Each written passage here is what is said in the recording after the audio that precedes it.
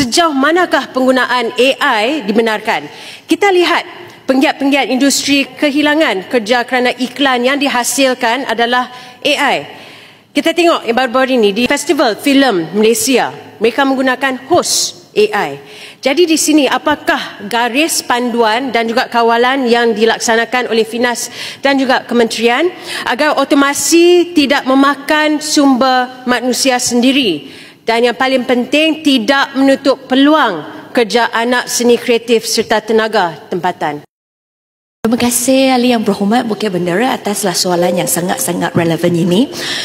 Pertama, memang kita semua tahu zaman ini adalah zaman digital.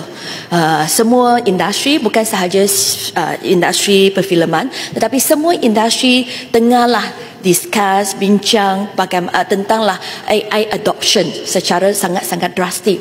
Saya rasa pada zaman ini tak mungkinlah untuk mana-mana kerajaan ataupun agensi untuk mengharamkan kegunaan AI. Tetapi untuk kita, yang paling penting adalah pekerja-pekerja akan diganti denganlah pekerja-pekerja yang mahir mengguna pakai AI. Dan oleh sebab itu, salah satu peranan yang dimainkan oleh Finas adalah untuk memastikan bahawa kita bekerja sama denganlah pemegang taruh untuklah adakan bengkel-bengkel supaya pengiat seni mereka dalam industri perfilman ini juga ada peluang untuk upskill dan juga ada peluang untuklah menceburi dalam bidang AI ini. Jadi sebagai contoh, kami telah adakan satu bengkel AI bersama denganlah Persatuan Alumni Matek pada November tahun ini, dan juga lah selain daripada itu, kita juga ada bengkel sepertilah pengenalan kepada teknologi AI dalam pembikinan filem, Youth Content Maker Labs, di mana kita bekerja sama dengan Persatuan Penerbit Filem dan juga lah ITA